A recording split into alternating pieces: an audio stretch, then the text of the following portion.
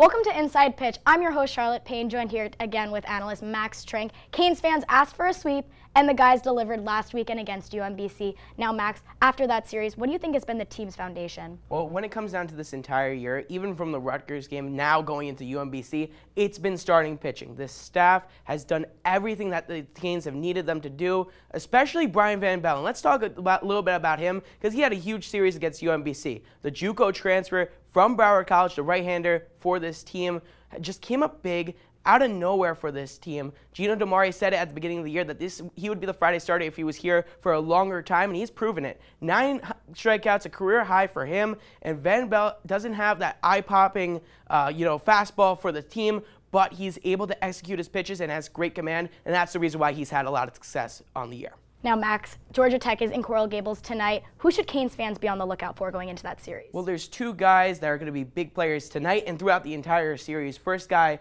of course, is Xavier Curry. Curry has been just one of the best starters for this team in the entire conference. Yes, he hasn't been in ACC play yet, going up against one of the best starters as well in Evan McKendry tonight, but he has that lively fastball, he has a sub-2 ERA, and he has just been dominant for the Yellow Jackets. Then you move over to behind the dish, and that's Kyle McCann's spot. Georgia Tech has been a school that's produced several catchers that have made it big to the big time when it comes to Joey Bart from last year, 2nd overall pick in the MLB draft, Jason Varitek, Matt Wieters. So Kyle McCann looks to be the next step, filling in a big hole that Joey Bart was last year, leads the ACC in home runs and RBIs. So definitely one of the bigger players for this team, and the Canes need to lock him down. Now, Max, you predicted it right last weekend against UMBC. Tell me, what are going to be the deciding factors going into this weekend? Well, it's going to be locking down those 2 guys and keeping up with freshman play. Jordan Lala did hit his first career home run on Wednesday for the Hurricanes, and the freshmen have just been out there and killing it